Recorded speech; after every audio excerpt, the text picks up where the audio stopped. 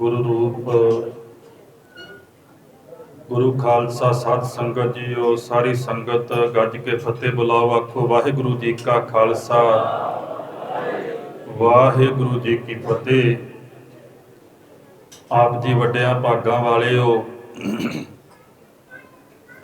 जिस पावन पवित्र महान अस्थान दे आप जी दर्शन दीदारे कर रहे हो। इस पावन पवित्र महान अस्थान का नाम है तख्त श्री केसगढ़ साहिब जी।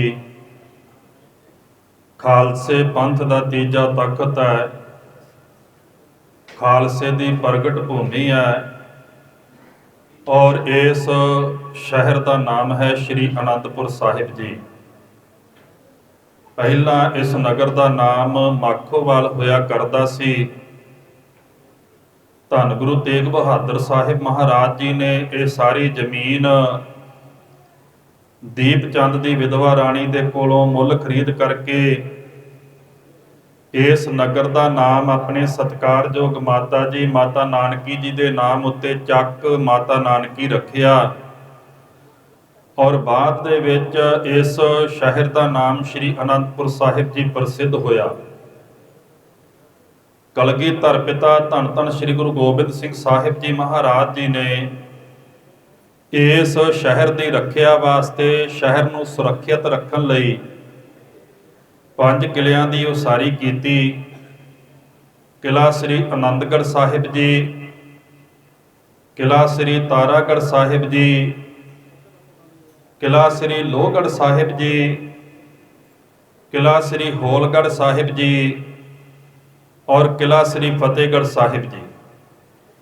इसे ही पावन पवित्र धरती उत्ते कश्मीरी पंडित फरियाद लै करके धन गुरु तेग बहादुर साहिब जी महाराज जी के चरणों में हाजिर होए और सतगुरां दे चरणों दे विच बेनती की, सतगुरु जी औरंगजेब बड़ा जालम राजा है, तख्त उत्ते काबज है और वह जबरी लोगों को मुसलमान बना रहा है। सानू भी धर्म तब्दील करने वास्ते वो मजबूर कर रहा है। असी बड़ियां थावां ते गए, किसी ने साडी बाह नहीं फड़ी। आप जी कृपा करो, साडे धर्म की रखिया करो। धन गुरु तेग बहादुर साहिब जी महाराज जी ने उन्होंने कश्मीरी पंडितों की फरियाद नूं मन के दिल्ली चांदनी चौक विखे जा करके हिंदू धर्म की रखिया लई तिलक जंजू की खातर शहादत प्राप्त की। धन गुरु तेग बहादुर साहिब जी महाराज जी की शहादत हुई। जिहड़ा उत्थे साका वरतिया, जिहड़ा भाणा वरतिया, उस साके नूं कलगीधर पिता श्री गुरु गोबिंद सिंह साहिब जी महाराज जी ने कलयुग का सब तो वड्डा साका आख्या।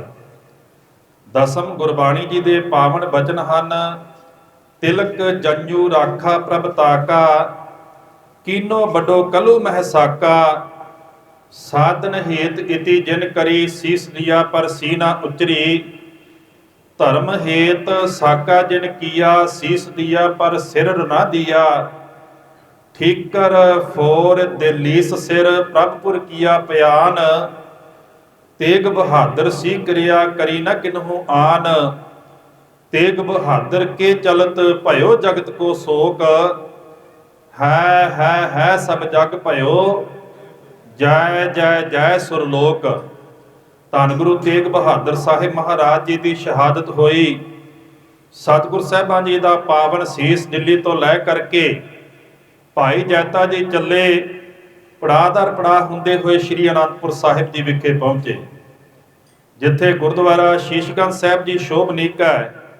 उस पावन पवित्र स्थान उत्ते चंदन की चिखा सजा करके सतगुरां दे पावन सीस का संस्कार किया गया। सतगुरां दे सीस का संस्कार हो रहा सी।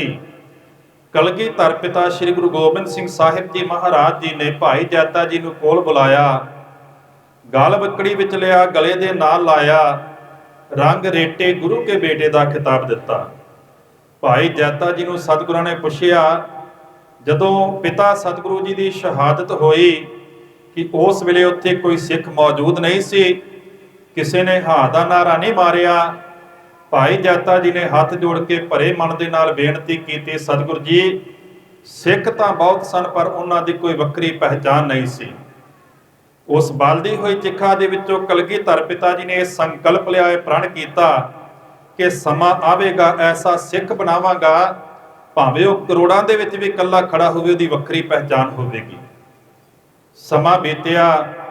1699 ਦੀ ਵਿਸਾਖੀ ਵਾਲੇ ਦਿਨ ਸਤਿਗੁਰਾਂ ਵੱਲੋਂ ਭੇਜੇ ਹੋਏ ਹੁਕਮਨਾਮਿਆਂ ਉੱਤੇ ਇਸ ਪਾਵਨ ਪਵਿੱਤਰ ਅਸਥਾਨ ਉੱਤੇ ਸੰਗਤਾਂ ਦਾ ਭਾਰੀ ਇਕੱਠ ਹੋਇਆ। ਅੰਮ੍ਰਿਤ ਵੇਲਾ ਹੋਇਆ। ਆਸਾ ਦੀ ਵਾਰ ਦੇ ਕੀਰਤਨ ਦੀ ਆਰੰਭਤਾ ਹੋਈ। ਭੋਗ ਪਏ। ਕਲਗੀਧਰ ਪਿਤਾ ਸਤਿਗੁਰੂ ਸ੍ਰੀ ਗੁਰੂ ਗੋਬਿੰਦ ਸਿੰਘ ਸਾਹਿਬ ਜੀ ਮਹਾਰਾਜ ਜੀ ਤੰਬੂ ਦੇ ਵਿੱਚੋਂ ਬਾਹਰ ਆਏ। ਸਟੇਜ ਉੱਤੇ ਖੜ ਕੇ ਹੱਥ ਦੇ ਵਿੱਚ ਨੰਗੀ ਤਲਵਾਰ ਲੈ ਕਰਕੇ ਸਤਿਗੁਰਾਂ ਨੇ ਭਾਰੀ ਸੰਗਤ ਦੇ ਇਕੱਠ ਦੇ ਵਿੱਚ ਉੱਚੀ ਆਵਾਜ਼ ਵਿੱਚ ਆਵਾਜ਼ ਮਾਰੀ ਕਿ ਮੈਨੂੰ ਅੱਜ ਇੱਕ ਸੀਸ ਦੀ ਲੋੜ ਹੈ। ਸੰਗਤਾਂ ਦੇ ਭਾਰੀ ਇਕੱਠ ਵਿੱਚ ਸਨਾਟਾ ਛਾ ਗਿਆ, ਚੁੱਪ ਛਾ ਗਈ। ਸਤਿਗੁਰਾਂ ਨੇ ਫੇਰ ਗਰਜਵੀਂ ਆਵਾਜ਼ ਦੇ ਵਿੱਚ ਆਖਿਆ, ਹੈ ਕੋਈ ਗੁਰੂ ਕਾ ਬੇਟਾ ਜੋ ਸੀਸ ਕਰੇ ਭੇਟਾ। ਆਵਾਜ਼ ਸੁਣ ਕਰਕੇ ਭਾਈ ਦਇਆ ਰਾਮ ਜੀ ਲਾਹੌਰ ਦੇ ਰਹਿਣ ਵਾਲੇ ਸਤਿਗੁਰਾਂ ਦੇ ਚਰਨਾਂ ਵਿੱਚ ਹਾਜ਼ਰ ਹੋਏ।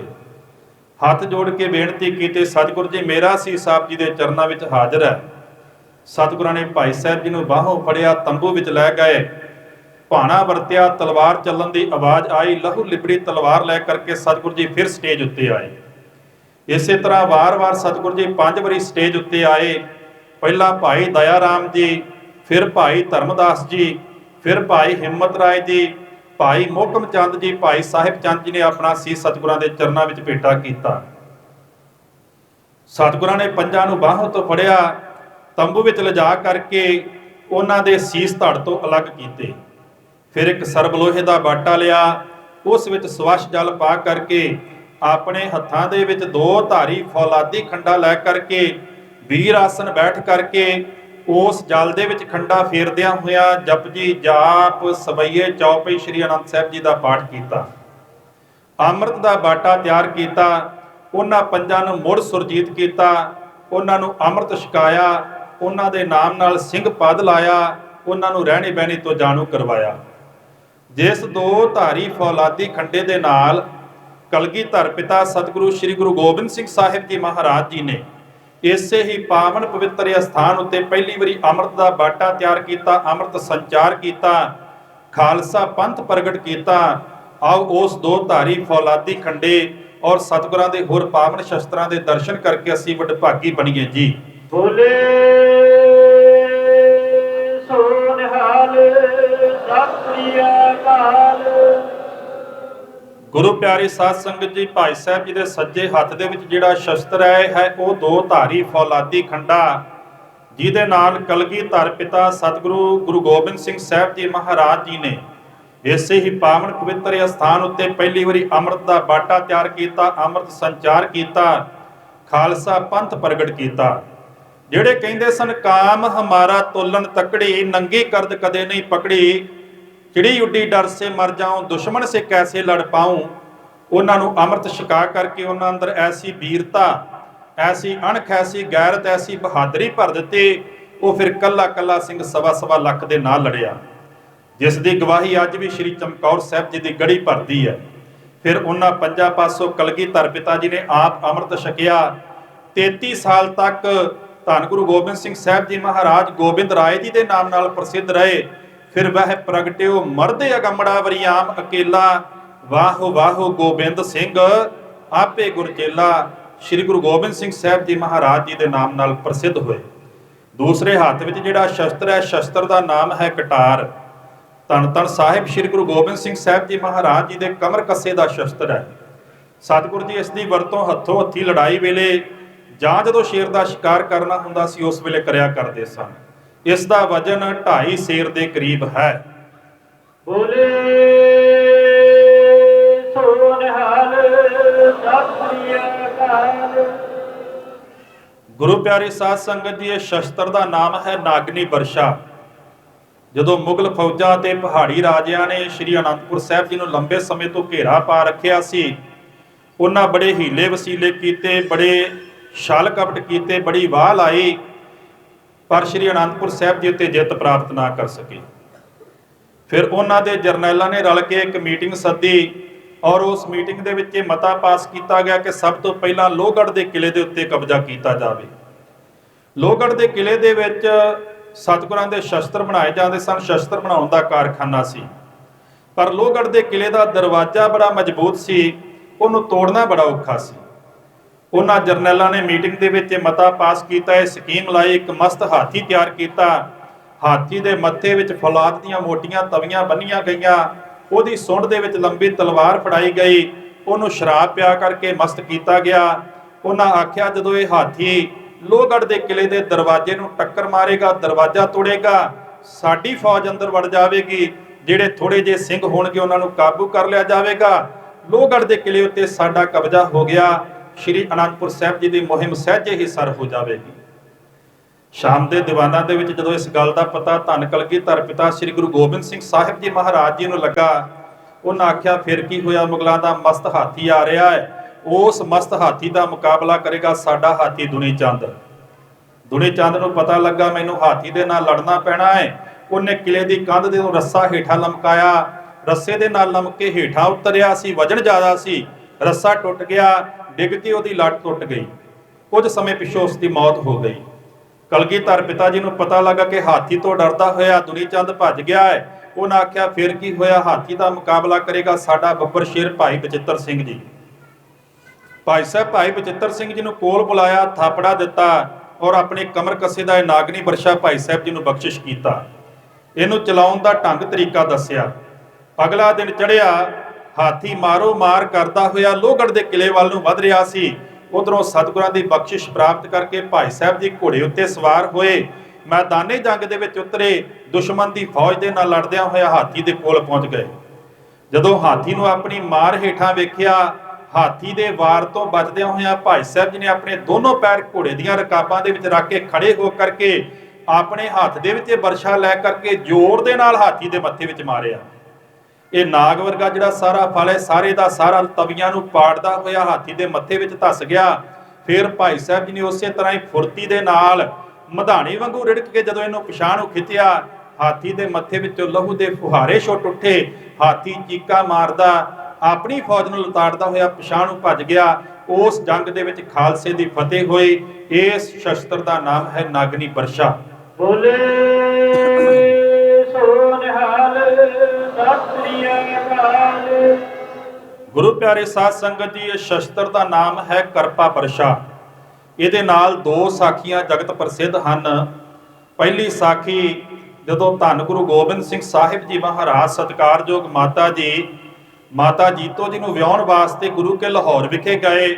ਉੱਥੋਂ ਦੀਆਂ ਸੰਗਤਾਂ ਨੇ ਇਕੱਤਰ ਹੋ ਕਰਕੇ ਸਤਿਗੁਰਾਂ ਦੇ ਚਰਨਾਂ ਵਿੱਚ ਬੇਨਤੀ ਕੀਤੀ, ਸਤਿਗੁਰ ਜੀ ਕਿਰਪਾ ਕਰੋ, ਗਰਮੀ ਬੜੀ ਹੈ, ਇੱਥੇ ਜਲ ਦੀ ਬੜੀ ਕਿੱਲਤ ਹੈ, ਪਾਣੀ ਦੀ ਬੜੀ ਘਾਟ ਹੈ।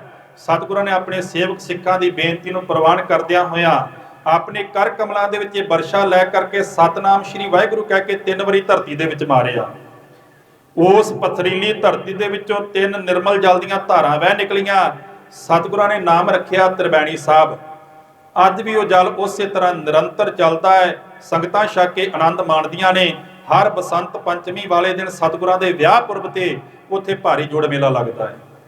ਦੂਸਰੀ ਸਾਖੀ ਜਦੋਂ ਭਾਈ ਸਾਹਿਬ ਭਾਈ ਬਚਿੱਤਰ ਸਿੰਘ ਜੀ ਮੈਦਾਨੇ ਜੰਗ ਦੇ ਵਿੱਚ ਮਸਤ ਹਾਥੀ ਦਾ ਮੁਕਾਬਲਾ ਕਰ ਰਹੇ ਸਨ, ਉਧਰੋਂ ਰਾਜਾ ਕੇਸਰੀ ਚੰਦ ਉਹਨੇ ਭਾਰੀ ਫੌਜ ਲੈ ਕਰਕੇ ਸ਼੍ਰੀ ਅਨੰਦਪੁਰ ਸਾਹਿਬ ਦੇ ਉੱਤੇ ਚੜ੍ਹਾਈ ਕੀਤੀ।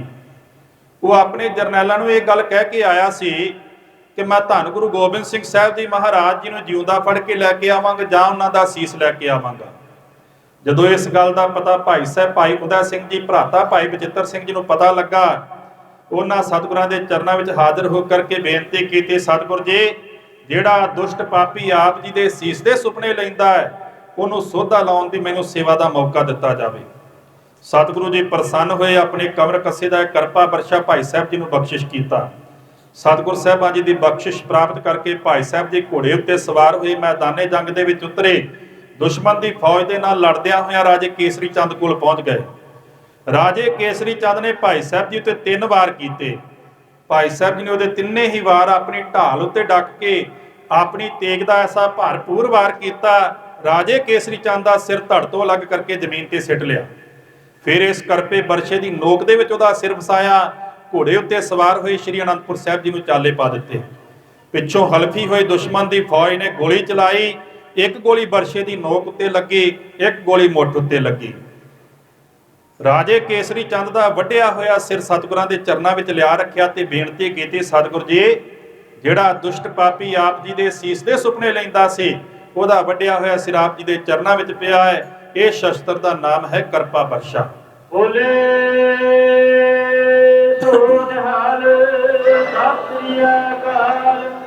ਗੁਰੂ ਪਿਆਰੇ ਸਾਧ ਸੰਗਤ ਜੀ, ਸ਼ਸਤਰ ਦਾ ਨਾਮ ਹੈ ਬੰਦੂਕ। ਇਸ ਉੱਪਰ ਉਰਦੂ ਅੱਖਰਾਂ ਵਿੱਚ ਲਿਖਿਆ ਹੋਇਆ ਕਾਰਖਾਨਾ ਲਾਹੌਰ। ਲਾਹੌਰ ਦੇ ਕਿਸੇ ਮਿਸਤਰੀ ਨੇ, ਗੁਰਸਿੱਖ ਨੇ ਬੜੇ ਪ੍ਰੇਮ ਦੇ ਨਾਲ ਤਿਆਰ ਕੀਤੀ। ਇਹ ਤਿਆਰ ਕਰਕੇ ਧੰਨ ਗੁਰੂ ਕਲਗੀਧਰ ਪਿਤਾ ਸਤਿਗੁਰੂ ਸ੍ਰੀ ਗੁਰੂ ਗੋਬਿੰਦ ਸਿੰਘ ਸਾਹਿਬ ਜੀ ਮਹਾਰਾਜ ਜੀ ਨੂੰ ਭੇਟਾ ਕੀਤੀ ਤੇ ਬੇਨਤੀ ਕੀਤੀ, ਸਤਿਗੁਰ ਜੀ ਇਸ ਦਾ ਨਿਸ਼ਾਨਾ ਬੜਾ ਅਚੂਕ ਹੈ। ਸਤਿਗੁਰ ਸਾਹਿਬਾਂ ਜੀ ਨੇ ਕਈ ਜੰਗਾਂ ਯੁੱਧਾਂ ਦੇ ਵਿੱਚ ਇਸ ਬੰਦੂਕ ਦੀ ਵਰਤੋਂ ਕੀਤੀ। ਬੋਲੇ ਸੋ ਨਿਹਾਲ ਸਤਿ ਸ੍ਰੀ ਅਕਾਲ। ਗੁਰੂ ਪਿਆਰੇ ਸਾਧ ਸੰਗਤ ਜੀ, ਇਹ ਸ਼ਸਤਰ ਦਾ ਨਾਮ ਹੈ ਸੈਫ। ਇਹਨੂੰ ਅਰਬੀ ਦੇ ਵਿੱਚ ਜ਼ੁਲਫਕਾਰ ਵੀ ਕਿਹਾ ਜਾਂਦਾ ਹੈ। ਇਹ ਇਸਲਾਮ ਧਰਮ ਦਾ ਧਾਰਮਿਕ ਪੈਗੰਬਰੀ ਸ਼ਸਤਰ ਹੈ। ਇਸਲਾਮ ਧਰਮ ਦੇ ਬਾਨੀ ਹੋਏ ਹਨ ਹਜ਼ਰਤ ਮੁਹੰਮਦ ਸਾਹਿਬ। ਹਜ਼ਰਤ ਮੁਹੰਮਦ ਸਾਹਿਬ ਜੀ ਦੀ ਸਪੁੱਤਰੀ ਦਾ ਨਾਮ ਹੈ ਬੀਬੀ ਫਾਤਿਮਾ, ਔਰ ਬੀਬੀ ਫਾਤਿਮਾ ਦੇ ਘਰ ਵਾਲੇ ਦਾ ਨਾਮ ਹੈ ਹਜ਼ਰਤ ਅਲੀ। ਇਹਨਾਂ ਦੇ ਦੋ ਸੁਪੁੱਤਰ ਹਨ, ਹਸਨ ਅਤੇ ਹੁਸੈਨ। ਇਹਨਾਂ ਚਾਰਾਂ ਦੇ ਨਾਮ ਇਸ ਸ਼ਸਤਰ ਉੱਤੇ ਅਰਬੀ ਦੇ ਵਿੱਚ ਉਕਰੇ ਹੋਏ ਹਨ। ਕੁਝ ਕੁਰਾਨ ਦੀਆਂ ਆਇਤਾਂ ਲਿਖੀਆਂ ਹੋਈਆਂ ਹਨ। ਇੱਕ ਪਾਸੇ ਸੂਰਜ ਦਾ ਨਿਸ਼ਾਨ ਹੈ, ਦੂਸਰੇ ਪਾਸੇ ਇਸਲਾਮ ਧਰਮ ਦਾ ਤਾਰੇ ਅਤੇ ਚੰਦਰਮਾ ਦਾ ਨਿਸ਼ਾਨ ਹੈ, ਜਿਸ ਤੋਂ ਸਿੱਧ ਹੁੰਦਾ ਹੈ ਕਿ ਇਸਲਾਮ ਧਰਮ ਦਾ ਧਾਰਮਿਕ ਪੈਗੰਬਰੀ ਸ਼ਸਤਰ ਹੈ। ਲਗਭਗ 1550 ਸਾਲ ਤੋਂ ਵੱਧ ਪੁਰਾਣਾ ਹੈ। ਇਹ ਗੁਰੂ ਘਰ ਵਿੱਚ ਕਿਵੇਂ ਆਇਆ, ਇਸ ਦੇ ਨਾਲ ਇੱਕ ਛੋਟੀ ਜਿਹੀ ਸਾਖੀ ਜੁੜਦੀ ਹੈ। ਇਸਲਾਮ ਧਰਮ ਦਾ ਧਾਰਮਿਕ ਯੁੱਧ ਹੋਇਆ ਕਰਬਲਾ ਦੇ ਮੈਦਾਨ ਦੇ ਵਿੱਚ। ਉਸ ਮੈਦਾਨ ਨੇ ਜੰਗ ਦੇ ਵਿੱਚ ਇਹ ਸ਼ਸਤਰ ਦੀ ਵਰਤੋਂ ਕੀਤੀ ਗਈ। ਉਸ ਜੰਗ ਦੇ ਵਿੱਚ ਹੁਸੈਨ ਸ਼ਹੀਦ ਹੋ ਗਿਆ। ਹੁਸੈਨ ਦੀ ਮਾਤਾ ਬੀਬੀ ਫਾਤਿਮਾ ਨੇ ਇਹ ਸ਼ਸਤਰ ਮੱਕੇ ਵਿਖੇ ਭੇਟ ਕਰ ਦਿੱਤਾ। ਉੱਥੋਂ ਦੇ ਖਲੀਫਿਆਂ ਨੇ ਇਹਨੂੰ ਬੜੇ ਪ੍ਰੇਮ ਅਤੇ ਸਤਿਕਾਰ ਦੇ ਨਾਲ ਸਾਂਭ ਕੇ ਰੱਖਿਆ। ਸਮਾਂ ਬੀਤਿਆ, ਔਰੰਗਜ਼ੇਬ ਤਖਤ ਉੱਤੇ ਕਾਬਜ ਹੋਇਆ। ਉਹਨੇ ਬੜਾ ਜ਼ੁਲਮ ਕੀਤਾ, ਜ਼ਬਰੀ ਲੋਕਾਂ ਨੂੰ ਮੁਸਲਮਾਨ ਬਣਾਇਆ। ਇਹ ਸ਼ਸਤਰ ਔਰੰਗਜ਼ੇਬ ਕੋਲ ਪਹੁੰਚ ਗਿਆ। ਔਰੰਗਜ਼ੇਬ ਨੇ ਇਹਨੂੰ ਆਪਣੇ ਤੋਸ਼ੇਖਾਨੇ ਦੇ ਵਿੱਚ ਬੜੇ ਸਤਿਕਾਰ ਦੇ ਨਾਲ ਸਾਂਭ ਕੇ ਰੱਖਿਆ। ਧੰਨ ਗੁਰੂ ਕਲਗੀਧਰ ਪਿਤਾ ਸਤਿਗੁਰੂ ਸ੍ਰੀ ਗੁਰੂ ਗੋਬਿੰਦ ਸਿੰਘ ਸਾਹਿਬ ਜੀ ਮਹਾਰਾਜ ਜੀ ਦੀ ਪਵਿੱਤਰ ਬਾਣੀ ਸ੍ਰੀ ਜ਼ਫਰਨਾਮਾ ਸਾਹਿਬ ਪੜ੍ਹ ਕੇ ਔਰੰਗਜ਼ੇਬ ਦੀ ਮੌਤ ਹੋ ਗਈ। ਉਹਦੀ ਮੌਤ ਪਿੱਛੋਂ ਤਖਤ ਕਰਕੇ ਉਹਦੇ ਦੋਨੋਂ ਪੁੱਤਰ ਤਾਰਾ ਆਜ਼ਮ ਅਤੇ ਮੌਜ਼ਮ ਦੇ ਵਿੱਚ ਜੰਗ ਛਿੜ ਗਈ। ਤਾਰਾ ਆਜ਼ਮ ਨੇ ਮੌਜ਼ਮ ਨੂੰ ਮਾਰ ਭਜਾਇਆ, ਤਖਤ ਉੱਤੇ ਕਾਬਜ ਹੋ ਗਿਆ। ਮੌਜ਼ਮ ਨੇ ਬੜੇ ਹੀਲੇ ਵਸੀਲੇ ਕੀਤੇ, ਬੜੀ ਵਾਹ ਪੇਸ਼ ਲਾਈ, ਪਰ ਉਹਦੀ ਕੋਈ ਵਾਹ ਪੇਸ਼ ਨਾ ਗਈ। ਅਖੀਰ ਉਹਨੇ ਭਾਈ ਨੰਦ ਲਾਲ ਸਾਹਿਬ ਜੀ ਨੂੰ ਵਿੱਚ ਪਾ ਕਰਕੇ ਧੰਨ ਗੁਰੂ ਕਲਗੀਧਰ ਪਿਤਾ ਸਤਿਗੁਰੂ ਸ੍ਰੀ ਗੁਰੂ ਗੋਬਿੰਦ ਸਿੰਘ ਸਾਹਿਬ ਜੀ ਮਹਾਰਾਜ ਜੀ ਦੇ ਚਰਨਾਂ ਵਿੱਚ ਬੇਨਤੀ ਕੀਤੀ, ਸਤਿਗੁਰੂ ਜੀ ਆਪ ਜੀ ਮੇਰੀ ਜੰਗ ਦੇ ਵਿੱਚ ਮਦਦ ਕਰੋ। ਭਾਈ ਨੰਦ ਲਾਲ ਸਾਹਿਬ ਜੀ ਦੇ ਪਿਆਰ ਨੂੰ ਵੇਖਦਿਆਂ ਹੋਇਆਂ ਕਲਗੀਧਰ ਪਿਤਾ ਜੀ ਨੇ ਜੰਗ ਦੇ ਵਿੱਚ ਮੌਜ਼ਮ ਦੀ ਮਦਦ ਕੀਤੀ। ਮੌਜ਼ਮ ਨੇ ਤਾਰਾ ਆਜ਼ਮ ਨੂੰ ਮਾਰ ਮੁਕਾਇਆ, ਤਖਤ ਉੱਤੇ ਕਾਬਜ ਹੋ ਗਿਆ। ਉਹਨੇ ਆਪਣਾ ਨਾਮ ਬਦਲ ਕੇ ਰੱਖਿਆ ਬਹਾਦਰ ਸ਼ਾਹ। ਉਹਨੇ ਆਪਣਾ ਤਾਜਪੋਸ਼ੀ ਦਾ ਸਮਾਗਮ ਆਗਰੇ ਦੇ ਕਿਲੇ ਵਿੱਚ ਰੱਖਿਆ। ਧੰਨ ਗੁਰੂ ਗੋਬਿੰਦ ਸਿੰਘ ਸਾਹਿਬ ਜੀ ਮਹਾਰਾਜ ਜੀ ਨੂੰ ਸ਼ਾਮਲ ਹੋਣ ਵਾਸਤੇ ਬੇਨਤੀ ਪੱਤਰ ਭੇਜਿਆ। ਸਤਿਗੁਰ ਸਾਹਿਬ ਜੀ ਘੋੜੇ ਉੱਤੇ ਸਵਾਰ ਹੋਏ, ਸਿੰਘਾਂ ਸਮੇਤ ਆਗਰੇ ਦੇ ਕਿਲੇ ਵਿੱਚ ਦਾਖਲ ਹੋਏ। ਬਹਾਦਰ ਸ਼ਾਹ ਨੇ ਸਤਿਗੁਰਾਂ ਦਾ ਬੜਾ ਭਾਰੀ ਸਵਾਗਤ ਕੀਤਾ, ਤੋਪਾਂ ਨਾਲ ਸਲਾਮੀ ਦਿੱਤੀ, ਹੀਰੇ ਜ਼ਵਾਰਾਤ ਭੇਟ ਕੀਤੇ। ਉੱਥੇ ਸ਼ਸਤਰ ਵੀ ਸਤਿਗੁਰਾਂ ਨੂੰ ਭੇਟਾ ਕੀਤਾ ਤੇ ਬੇਨਤੀ ਕੀਤੀ, ਸਤਿਗੁਰ ਜੀ ਇਹ ਇਸਲਾਮ ਧਰਮ ਦਾ ਧਾਰਮਿਕ ਪੈਗੰਬਰੀ ਸ਼ਸਤਰ ਹੈ। ਆਪ ਦੀ ਸੰਸਾਰ ਦੇ ਸਭ ਤੋਂ ਵੱਡੇ ਪੈਗੰਬਰ ਹੋ। ਇਹ ਸ਼ਸਤਰ ਆਪ ਜੀ ਨੂੰ ਸ਼ੋਭਾ ਪਾਉਂਦਾ ਹੈ। ਉਸ ਸਮੇਂ ਤੋਂ ਇਹ ਸ਼ਸਤਰ ਤਖਤ ਸਾਹਿਬ ਜੀ ਵਿਖੇ ਸ਼ੋਭਾ ਪਾ ਰਿਹਾ ਹੈ। ਬੋਲੇ ਸੋ ਨਿਹਾਲ ਸਤਿ ਸ੍ਰੀ ਅਕਾਲ। ਗੁਰੂ ਪਿਆਰੇ ਸਾਧ ਸੰਗਤ ਜੀ, ਭਾਈ ਸਾਹਿਬ ਜੀ ਦੇ ਸੱਜੇ ਹੱਥ ਵਿੱਚ ਜਿਹੜਾ ਸ਼ਸਤਰ ਹੈ, ਸ਼ਸਤਰ ਦਾ ਨਾਮ ਹੈ ਸ਼ਮਸ਼ੀਰੇ ਤੇਗ। ਕਲਗੀਧਰ ਪਿਤਾ ਸਤਿਗੁਰੂ ਗੁਰੂ ਗੋਬਿੰਦ ਸਿੰਘ ਸਾਹਿਬ ਜੀ ਮਹਾਰਾਜ ਜੀ ਦਾ ਹੈ। ਸਤਿਗੁਰੂ ਜੀ ਇਸ ਦੀ ਵਰਤੋਂ ਉਸ ਵਕਤ ਕਰਿਆ ਕਰਦੇ ਸਨ ਜਦੋਂ ਦੁਸ਼ਮਣ ਨੇ ਸਰੀਰ ਉੱਤੇ ਸੰਜੋ ਪਹਿਨੀ ਹੋਵੇ। ਸੰਜੋ ਜੋ ਕਿ ਲੋਹੇ ਦੀਆਂ ਬਰੀਕ ਤਾਰਾਂ ਦਾ ਬਣਿਆ ਹੋਇਆ ਕੋਟ ਹੁੰਦਾ ਹੈ। ਤਲਵਾਰ ਦਾ ਵਾਰ ਉਹਦੇ ਉੱਤੇ ਕੱਟ ਨਹੀਂ ਕਰਦਾ, ਇਸ ਦਾ ਕੀਤਾ ਹੋਇਆ ਵਾਰ ਲੋਹੇ ਦੀਆਂ ਬਰੀਕ ਤਾਰਾਂ ਨੂੰ ਤੋੜਦਾ ਹੈ। ਬਹੁਤ ਤਿੱਖਾ ਤੇ ਤੇਜ਼ ਧਾਰ ਵਾਲਾ ਸ਼ਸਤਰ ਹੈ। ਦੂਸਰੇ ਹੱਥ ਵਿੱਚ ਜਿਹੜਾ ਸ਼ਸਤਰ ਹੈ, ਸ਼ਸਤਰ ਦਾ ਨਾਮ ਹੈ ਦਾਹੇ ਆਹਿਨੀ। ਸਤਿਗੁਰੂ ਜੀ ਇਸ ਦੀ ਵਰਤੋਂ ਉਸ ਵਕਤ ਕਰਿਆ ਕਰਦੇ ਸਨ ਜਦੋਂ ਦੁਸ਼ਮਣ ਨੇ ਸਿਰ ਉੱਤੇ ਟੋਪ ਪਹਿਨਿਆ ਹੋਵੇ। ਟੋਪ ਨੂੰ ਪਾੜਨ ਵਾਸਤੇ ਸ਼ਸਤਰ ਵਰਤਿਆ ਜਾਂਦਾ ਹੈ। ਬੋਲੇ ਸਤਿ ਸ੍ਰੀ ਅਕਾਲ। ਭਾਈ ਸਾਹਿਬ ਜੀ ਦੇ ਸੱਜੇ ਹੱਥ ਵਿੱਚ ਜਿਹੜਾ ਸੁਨਹਿਰੀ ਚੱਕਰ ਹੈ, ਇਹ ਚੱਕਰ ਕਿਰੇ ਗੁਰਸਿੱਖ ਪ੍ਰੇਮੀ ਨੇ ਬੜੇ ਪ੍ਰੇਮ ਦੇ ਨਾਲ ਤਿਆਰ ਕੀਤਾ। ਇਸ ਉੱਪਰ 22 ਪੌੜੀਆਂ ਸ਼੍ਰੀ ਜਪਜੀ ਸਾਹਿਬ ਜੀ ਦੀਆਂ ਉਕਰੀਆਂ ਹੋਈਆਂ ਹਨ, ਜੋ ਬੜੀ ਹੀ ਆਸਾਨੀ ਦੇ ਨਾਲ ਪੜ੍ਹੀਆਂ ਜਾ ਸਕਦੀਆਂ ਨੇ। ਇਹ ਚੱਕਰ ਤਿਆਰ ਕਰਕੇ ਉਸ ਗੁਰਸਿੱਖ ਨੇ ਧੰਨ ਗੁਰੂ ਗੋਬਿੰਦ ਸਿੰਘ ਸਾਹਿਬ ਜੀ ਮਹਾਰਾਜ ਜੀ ਨੂੰ ਭੇਟਾ ਕੀਤਾ। ਸਤਿਗੁਰ ਸਾਹਿਬਾ ਜੀ ਨੇ ਗੁਰਬਾਣੀ ਅਤੇ ਸ਼ਸਤਰ ਦਾ ਸਤਿਕਾਰ ਕਰਦਿਆਂ ਹੋਇਆਂ ਇਸ ਨੂੰ ਆਪਣੇ ਦੁਮਾਲੇ ਦੇ ਵਿੱਚ ਦਸਤਾਰ ਵਿੱਚ ਸਜਾ ਕੇ ਰੱਖਿਆ। ਦੂਸਰੇ ਹੱਥ ਵਿੱਚ ਜਿਹੜੀ ਢਾਲ ਹੈ, ਇਹ ਢਾਲ ਵੀ ਧੰਨ ਧੰਨ ਸਾਹਿਬ ਸ੍ਰੀ ਗੁਰੂ ਗੋਬਿੰਦ ਸਿੰਘ ਸਾਹਿਬ ਜੀ ਮਹਾਰਾਜ ਜੀ ਦੀ ਹੈ। ਗੈਂਡੇ ਦੀ ਖੱਲ ਦੀ ਬਣੀ ਹੋਈ ਹੈ, 350 ਸਾਲ ਤੋਂ ਵੱਧ ਪੁਰਾਣੀ ਹੈ। ਉਸ ਸਮੇਂ ਦਾ ਕੋਈ ਵੀ ਸ਼ਸਤਰ ਇਸ ਉੱਤੇ ਕਾਰਾਗਰ ਨਹੀਂ ਹੁੰਦਾ ਸੀ। ਅੱਜ ਵੀ ਉਸੇ ਤਰ੍ਹਾਂ ਨਵੀਂ ਦੀ ਨਵੀਂ ਜਾਪਦੀ ਹੈ। ਬੋਲੇ ਸੋ ਨਿਹਾਲ ਸਤਿ ਸ੍ਰੀ ਅਕਾਲ। ਗੁਰੂ ਪਿਆਰੇ ਸਾਧ ਸੰਗਤ ਜੀ, ਭਾਈ ਸਾਹਿਬ ਜੀ ਦੇ ਸੱਜੇ ਹੱਥ ਵਿੱਚ ਜਿਹੜਾ ਸ਼ਸਤਰ ਹੈ, ਇਸ ਦਾ ਨਾਮ ਹੈ ਵੱਡਾ ਬਰਛਾ ਔਰ ਦੂਸਰੇ ਹੱਥ ਵਿੱਚ ਹੈ ਛੋਟੀ ਬਰਛੀ। ਇਹ ਦੋਵੇਂ ਸ਼ਸਤਰ ਧੰਨ ਗੁਰੂ ਗੋਬਿੰਦ ਸਿੰਘ ਸਾਹਿਬ ਜੀ ਮਹਾਰਾਜ ਜੀ ਦੇ ਹਨ। ਸਤਿਗੁਰੂ ਜੀ ਇਹਨਾਂ ਦੀ ਵਰਤੋਂ ਘੋੜੇ ਜਾਂ ਹਾਥੀ ਉੱਤੇ ਸਵਾਰ ਹੋ ਕੇ ਕਰਿਆ ਕਰਦੇ ਸਨ। ਬੋਲੇ ਸੋ ਨਿਹਾਲ ਸਤਿ ਸ੍ਰੀ ਅਕਾਲ। ਪੰਜ ਪਿਆਲੇ ਪੰਜ ਪੀਰ, ਛਠਮ ਪੀਰ ਬੈਠਾ ਗੁਰ ਭਾਰੀ। ਅਰਜਨ ਕਾਇਆ ਪਲਟ ਕੈ ਮੂਰਤ ਹਰ ਗੋਬਿੰਦ ਸਵਾਰੀ। ਚੱਲੀ ਪੀੜੀ ਸੋਢੀਆਂ ਰੂਪ ਦਿਖਾਵਣ ਵਾਰੋ ਵਾਰੀ। ਦਲ ਭੰਜਨ ਗੁਰ ਸੂਰਮਾ ਵੱਡ ਜੋਧਾ ਬਹੁ ਪਰ ਉਪਕਾਰੀ। ਇਹ ਤੇਗਾ ਮੀਰੀ ਪੀਰੀ ਦੇ ਮਾਲਕ ਸ਼ਹਿਨਸ਼ਾਹ ਪਿਤਾ ਪਰ ਉਪਕਾਰੀ ਸਤਿਗੁਰੂ ਦੇਗ ਅਤੇ ਤੇਗ ਦੇ ਧਨੀ ਛੇਵੇਂ ਪਾਤਸ਼ਾਹ ਸ੍ਰੀ ਗੁਰੂ ਹਰਗੋਬਿੰਦ ਸਾਹਿਬ ਜੀ ਮਹਾਰਾਜ ਜੀ ਦਾ ਹੈ। ਬੋਲੇ ਸੋ ਨਿਹਾਲ ਸਤਿ ਸ੍ਰੀ ਅਕਾਲ। ਮੈਂ ਹਾਂ ਤੇਗ ਤੇ ਕੱਢ ਲੈ ਤੇਗ, ਤੂੰ ਵੀ ਇੱਕ ਦੋ ਨਹੀਂ ਪਰਖ ਲੈ 100 ਤੇਗਾਂ। ਮੈਨੂੰ ਲਕਬ ਹੈ ਤੇਗ ਬਹਾਦਰੀ ਦਾ, ਮੇਰੇ ਸਾਹਵੇਂ ਨਹੀਂ ਸਕਦੀਆਂ ਖੜੋ ਤੇਗਾਂ। ਮੈਂ ਤਾਂ ਜੰਮਦਿਆਂ ਤੇਗਾਂ ਦੀ ਸ਼ਾਨ ਮਾਣੀ, ਵੇਖ ਪਿਤਾ ਦੇ ਪਹਿਨੀਆਂ 2 ਤੇਗਾਂ। ਮੇਰੇ ਪਿਤਾ ਦੀ ਅਣਖ ਬਹਾਦਰੀ ਤੇ ਰਿਹਾ ਪਰਖਦਾ ਤੇਰਾ ਪਿਓ ਤੇਗਾਂ। ਫੇਰ ਵੀ ਵੇਖੇਗਾ ਆਉਂਦੇ ਭਵਿੱਖ ਅੰਦਰ, ਮੇਰੇ ਪੁੱਤਰ ਨੇ ਵਾਹੁਣੀਆਂ ਉਹ ਤੇਗਾਂ।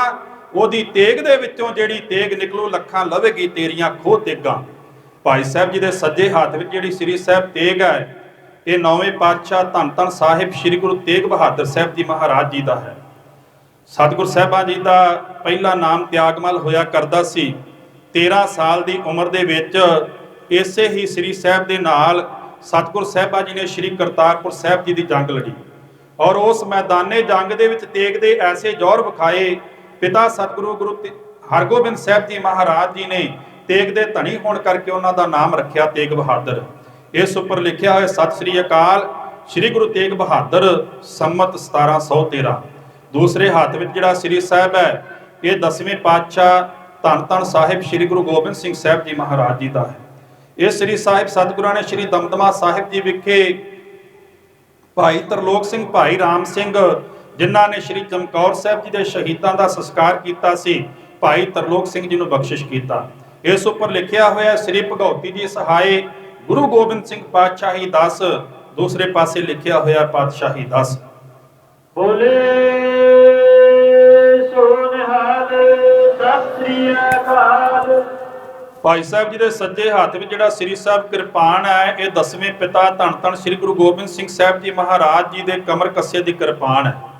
ਇਸ ਉੱਪਰ ਲਿਖਿਆ ਹੋਇਆ ਸ੍ਰੀ ਗੁਰੂ ਗੋਬਿੰਦ ਸਿੰਘ ਸਾਹਿਬ ਜੀ ਕੇ ਕਮਰ ਕੀ ਤਲਵਾਰ ਹੈ, ਵਧੇ ਤੇਗ ਤੇ ਜਾਂ ਦੇਗ ਤੇ। ਦੂਸਰੇ ਹੱਥ ਵਿੱਚ ਜਿਹੜਾ ਸ੍ਰੀ ਸਾਹਿਬ ਹੈ, ਇਹ ਵੀ ਧੰਨ ਧੰਨ ਸਾਹਿਬ ਸ੍ਰੀ ਗੁਰੂ ਗੋਬਿੰਦ ਸਿੰਘ ਸਾਹਿਬ ਜੀ ਮਹਾਰਾਜ ਜੀ ਦਾ ਹੈ।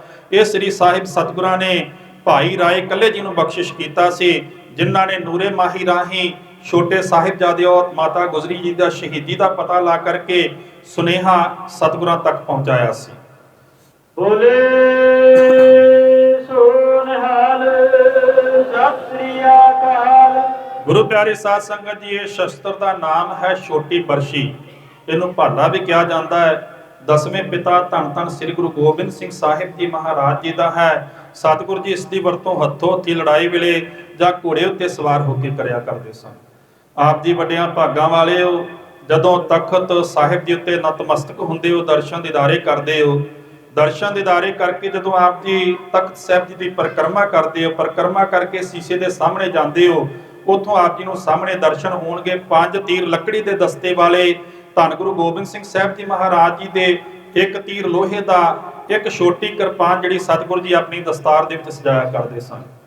ਇੱਕ ਘੋੜੇ ਨੂੰ ਹਿੱਕਣ ਵਾਲਾ ਚਾਬੁਕ ਮੀਰੀ ਪੀਰੀ ਦੇ ਮਾਲਕ ਛੇਵੇਂ ਪਾਤਸ਼ਾਹ ਸ੍ਰੀ ਗੁਰੂ ਹਰਗੋਬਿੰਦ ਸਾਹਿਬ ਜੀ ਮਹਾਰਾਜ ਜੀ ਦਾ। ਆਪ ਜੀ ਦਰਸ਼ਨ ਦਿਦਾਰੇ ਕਰਦਿਆਂ ਹੋਇਆਂ ਪਰਿਕਰਮਾ ਕਰਕੇ ਜਦੋਂ ਦੂਸਰੇ ਪਾਸੇ ਸੀਸੇ ਦੇ ਸਾਹਮਣੇ ਆਉਂਦੇ ਹੋ, ਉੱਥੋਂ ਆਪ ਜੀ ਨੂੰ ਦਰਸ਼ਨ ਹੋਣਗੇ ਧੰਨ ਗੁਰੂ ਗੋਬਿੰਦ ਸਿੰਘ ਸਾਹਿਬ ਜੀ ਮਹਾਰਾਜ ਜੀ ਦਾ ਇੱਕ ਚੋਲਾ, ਇੱਕ ਹੱਥ ਲਿਖਤ ਪੋਥੀ, ਇੱਕ ਕੇਸਾਂ ਸਮੇਤ ਕੰਘਾ ਔਰ ਇੱਕ ਦਸਤਾਰ। ਕੇਸਾਂ ਸਮੇਤ ਕੰਘਾ ਔਰ ਦਸਤਾਰ ਜਿਹੜੀ ਕਲਗੀਧਰ ਪਿਤਾ ਸਤਿਗੁਰੂ ਸ੍ਰੀ ਗੁਰੂ ਗੋਬਿੰਦ ਸਿੰਘ ਸਾਹਿਬ ਜੀ ਮਹਾਰਾਜ ਜੀ ਨੇ ਭੰਗਾਣੀ ਦੇ ਯੁੱਧ ਤੋਂ ਉਪਰੰਤ ਪੀਰ ਬੁੱਧੂ ਸ਼ਾਹ ਜੀ ਨੂੰ ਬਖਸ਼ਿਸ਼ ਕੀਤੀ ਸੀ। ਭੰਗਾਣੀ ਦੇ ਯੁੱਧ ਦੇ ਵਿੱਚ ਪੀਰ ਬੁੱਧੂ ਸ਼ਾਹ ਜੀ ਦੇ 2 ਪੁੱਤਰ ਔਰ ਕੁਝ ਮੁਰੀਦ ਸ਼ਹੀਦ ਹੋ ਗਏ। ਯੁੱਧ ਸਮਾਪਤੀ ਤੋਂ ਉਪਰੰਤ ਜਦੋਂ ਉਹ ਸਤਿਗੁਰਾਂ ਦੇ ਦਰਸ਼ਨਾਂ ਵਾਸਤੇ ਗਏ, ਸਤਿਗੁਰੂ ਜੀ ਉਸ ਵਕਤ ਆਪਣੇ ਕੇਸਾਂ ਦੇ ਵਿੱਚ ਕੰਘਾ ਕਰ ਰਹੇ ਸਨ। ਪੀਰ ਜੀ ਨੂੰ ਆਉਂਦਿਆਂ ਵੇਖਿਆ, ਸਤਿਗੁਰਾਂ ਨੇ ਆਖਿਆ, ਉਹ ਪੀਰ ਜੀ ਤੁਹਾਡੇ 2 ਪੁੱਤਰ ਸਾਡੀ ਖਾਤਰ ਸ਼ਹੀਦ ਹੋਏ ਹਨ, ਅਸੀਂ ਤੁਹਾਡੇ ਉੱਤੇ ਪ੍ਰਸਾਨਾ ਮੰਗੋ ਜੋ ਤੁਸੀਂ ਮੰਗਣਾ ਹੈ। ਪੀਰ ਜੀ ਨੇ ਸਤਿਗੁਰਾਂ ਦੇ ਅੱਗੇ ਝੋਲੀ ਅੱਡ ਕੇ ਬੇਨਤੀ ਕੀਤੀ, ਸਤਿਗੁਰੂ ਜੀ ਜੇ ਆਪ ਦੀ ਕਿਰਪਾ ਦੇ ਘਰ ਵਿੱਚ ਹੋ, ਜੇ ਆਪ ਜੀ ਤਰੁੱਠੇ ਹੋ, ਜੇ ਆਪ ਦੀ ਪ੍ਰਸੰਨ ਤਾਂ ਕਿਰਪਾ ਕਰੋ, ਇਹ ਕੇਸਾਂ ਸਮੇਤ ਕੰਘਾ ਔਰ ਦਸਤਾਰ ਮੈਨੂੰ ਬਖਸ਼ਿਸ਼ ਕਰ ਦਿਓ। ਸਤਿਗੁਰੂ ਜੀ ਪ੍ਰਸੰਨ ਹੋਏ, ਕੇਸਾਂ ਸਮੇਤ ਕੰਘਾ ਔਰ ਦਸਤਾਰ ਪੀਰ ਜੀ ਦੀ ਝੋਲੀ ਵਿੱਚ ਪਾ ਕੇ ਉਹਨਾਂ ਨੂੰ ਬਖਸ਼ਿਸ਼ ਕੀਤੀ। ਸਤਿਗੁਰਾਂ ਦੀ ਬਖਸ਼ਿਸ਼ ਪ੍ਰਾਪਤ ਕਰਕੇ ਪੀਰ ਜੀ ਆਪਣੇ ਘਰ ਵੱਲ ਨੂੰ ਚੱਲ ਪਏ। ਘਰ ਦੇ ਕੋਲ ਗਏ, ਉਹਨਾਂ ਦੀ ਘਰ ਵਾਲੀ ਬੀਬੀ ਨਸੀਰਾਂ ਬੇਗਮ ਨੇ ਉਹਨਾਂ ਨੂੰ ਆਉਂਦਿਆਂ ਵੇਖਿਆ, ਉਹਨਾਂ ਦੇ ਕੋਲ ਗਈ। ਕੀ ਵੇਖਦੀ ਆ ਕਿ ਉਹਨਾਂ ਦੇ 2 ਪੁੱਤਰ ਔਰ ਕੁਝ ਮੁਰੀਦ ਪੀਰ ਜੀ ਦੇ ਨਾਲ ਦਿਖਾਈ ਨਹੀਂ ਦੇ ਰਹੇ। ਜਦੋਂ ਪੁੱਛਿਆ ਤਾਂ ਪੀਰ ਜੀ ਨੇ ਸਤਿਗੁਰਾਂ ਵੱਲੋਂ ਦਿੱਤੀ ਹੋਈ ਬਖਸ਼ਿਸ਼ ਦੇ ਦਰਸ਼ਨ ਕਰਾਉਂਦੇ ਆਪਣੀ ਘਰ ਵਾਲੀ ਨੂੰ ਆਖਿਆ ਕਿ ਮੈਂ ਇਸ ਤੋਂ ਤੇਰੇ ਪੁੱਤਰ ਔਰ ਆਪਣੇ ਮੁਰੀਦ ਕੁਰਬਾਨ ਕਰਾਇਆ। ਇੱਕਦਮ ਚੁੱਪ ਕਰ ਗਈ। ਫਿਰ ਕੁਝ ਸਮੇਂ ਪਿਛੋਂ ਉੱਚੀ ਉੱਚੀ ਰੋਣ ਲੱਗ ਪਈ। ਪੀਰ ਜੀ ਕਹਿੰਦੇ ਰੋਣ ਕਿਉਂ ਲੱਗ ਪਈਆਂ? ਕਹਿੰਦੀ ਜਦੋਂ ਮੈਂ ਚੁੱਪ ਹੋਈ ਸਾਂ ਮੇਰੀ ਸੁਰਤ ਧੰਨ ਗੁਰੂ ਗੋਬਿੰਦ ਸਿੰਘ ਸਾਹਿਬ ਜੀ ਮਹਾਰਾਜ ਜੀ ਦੇ ਚਰਨਾਂ ਵਿੱਚ ਜਾ ਜੁੜੀ। ਉੱਥੇ ਮੈਂ ਕੀ ਤੱਕਦੀਆਂ, ਮੇਰਾ ਇੱਕ ਪੁੱਤਰ ਸਤਿਗੁਰਾਂ ਦੇ ਇੱਕ ਪਾਸੇ ਖੜਾ ਹੈ, ਦੂਸਰਾ ਪੁੱਤਰ ਦੂਸਰੇ ਪਾਸੇ ਖੜਾ ਹੈ। ਫਿਰ ਪੀਰ ਜੀ ਕਹਿੰਦੇ ਵੀ ਰੋਣ ਕਿਉਂ ਲੱਗ ਪਈ? ਕਹਿੰਦੀ ਰੋਈ ਮੈਂ ਇਸ ਕਰਕੇ ਜਿਹੜੇ ਮੇਰੇ 2 ਪੁੱਤਰ ਬਚੇ ਨੇ, ਜੇ ਵੀ ਜੰਗ ਦੇ ਵਿੱਚ ਸ਼ਹੀਦ ਹੋ ਜਾਂਦੇ ਤਾਂ ਇਹ ਸਤਿਗੁਰਾਂ ਦੇ ਚਰਨਾਂ ਦੇ ਵਿੱਚ ਪ੍ਰਵਾਨ ਹੋ ਜਾਣੇ ਸਨ। ਗੁਰੂ ਪਿਆਰੇ ਸਾਧ ਸੰਗਤ ਜੀ, ਪੀਰ ਜੀ ਨੇ ਆਪਣੇ ਪੁੱਤਰ ਸ਼ਹੀਦ ਕਰਵਾ ਕਰਕੇ, ਮੁਰੀਦ ਸ਼ਹੀਦ ਕਰਵਾ ਕਰਕੇ ਇਸਲਾਮ ਧਰਮ ਦੇ ਵਿੱਚ ਹੁੰਦਿਆਂ ਹੋਇਆਂ ਸਤਿਗੁਰਾਂ ਕੋਲੋਂ ਮੰਗਿਆ ਤੇ ਕੇਸਾਂ ਦੀ ਦਾਤ। ਜਿਸ ਪਾਵਨ ਪਵਿੱਤਰ ਅਸਥਾਨ ਉੱਤੇ ਤੁਸੀਂ ਦਰਸ਼ਨ ਦਿਦਾਰੇ ਕਰ ਰਹੇ ਹੋ ਨਾ, ਇਸ ਪਾਵਨ ਪਵਿੱਤਰ ਮਹਾਨ ਅਸਥਾਨ ਉੱਤੇ ਸਤਿਗੁਰਾਂ ਨੇ ਖਾਲਸਾ ਪੰਥ ਪ੍ਰਗਟ ਕੀਤਾ ਔਰ ਇਸ ਪਾਵਨ ਪਵਿੱਤਰ ਅਸਥਾਨ ਦਾ ਨਾਮ ਰੱਖਿਆ ਤਖਤ ਸ੍ਰੀ ਕੇਸਗੜ੍ਹ ਸਾਹਿਬ। ਅੱਜ ਵੇਖਣ ਵਿੱਚ ਆਉਂਦਾ ਹੈ ਸਾਡੇ ਨੌਜਵਾਨ ਵੀਰ ਵੇਖੋ ਵੇਖੀ ਆਪਣੇ ਕੇਸ ਕਤਲ ਕਰਾਈ ਜਾਂਦੇ ਨੇ। ਕੇਸ ਗੁਰੂ ਕੀ ਮੋਹਰ ਨੇ, ਕੇਸਾਂ ਤੋਂ ਬਗੈਰ ਸਿੱਖੀ ਦੀ ਪਹਿਚਾਨ ਨਹੀਂ। ਇਸ ਕਰਕੇ ਹਰ ਸਿੱਖ ਵਾਸਤੇ ਕੇਸ ਰੱਖਣੇ ਅਤੀ ਜ਼ਰੂਰੀ ਨੇ। ਜਦੋਂ ਸਤਿਗੁਰਾਂ ਦੇ ਚਰਨਾਂ ਵਿੱਚ ਆਉਂਦੇ ਇੱਥੋਂ ਕੇਸਾਂ ਦੀ ਦਾਤ ਮੰਗਿਆ ਕਰੋ। ਇਹ ਮੰਗਿਆ ਕਰੋ, ਸਤਿਗੁਰੂ ਜੀ ਕਿਰਪਾ ਕਰੋ, ਸਾਡੇ ਪਰਿਵਾਰ ਦੇ ਵਿੱਚ ਵੀ ਸਿੱਖੀ ਬਖਸ਼ੋ, ਸਾਡੀ ਵੀ ਸਿੱਖੀ ਕੇਸਾਂ ਸੁਆਸਾਂ ਦੇ ਨਾਲ ਨਿਭ ਜਾਵੇ। ਆਪ ਜੀ ਵੱਡਿਆਂ ਭਾਗਾਂ ਵਾਲੇ, ਜਿਨ੍ਹਾਂ ਮਹਾਨ ਪਵਿੱਤਰ ਸ਼ਸਤਰਾਂ ਦੇ ਆਪ ਜੀ ਨੇ ਦਰਸ਼ਨ ਦਿਦਾਰੇ ਕੀਤੇ ਨੇ, ਇਹਨਾਂ ਸ਼ਸਤਰਾਂ ਦੇ ਨਾਲ ਗੁਰੂ ਸਾਹਿਬ ਔਰ ਗੁਰੂ ਕੇ ਪਿਆਰੇ ਸਿੱਖਾਂ ਨੇ ਜ਼ਬਰ ਅਤੇ ਜ਼ੁਲਮ ਦਾ ਮੁਕਾਬਲਾ ਕੀਤਾ। ਹਰ ਬੁੱਧਵਾਰ, ਹਰ ਐਤਵਾਰ ਪਾਵਨ ਪਵਿੱਤਰ ਅਸਥਾਨ ਤਖਤ ਸ੍ਰੀ ਕੇਸਗੜ੍ਹ ਸਾਹਿਬ ਜੀ ਵਿਖੇ ਅੰਮ੍ਰਿਤ ਸੰਚਾਰ ਹੁੰਦਾ ਹੈ। ਜਿਨ੍ਹਾਂ ਨੇ ਅਜੇ ਤੱਕ ਅੰਮ੍ਰਿਤ ਪਾਨ ਨਹੀਂ ਕੀਤਾ, ਅੰਮ੍ਰਿਤ ਛਕ ਕੇ ਗੁਰੂ ਵਾਲੇ ਬਣੋ, ਗੁਰੂ ਵਾਲੇ ਬਣ ਕੇ ਆਪਣਾ ਜੀਵਨ ਸਫਲਾ ਕਰੋ। ਆਪ ਸਾਰੀਆਂ ਸੰਗਤਾਂ ਦਾ ਤਖਤ ਸ੍ਰੀ ਕੇਸਗੜ੍ਹ ਸਾਹਿਬ ਜੀ ਵਿਖੇ ਪਹੁੰਚਣ ਤੇ ਬਹੁਤ ਬਹੁਤ ਧੰਨਵਾਦ।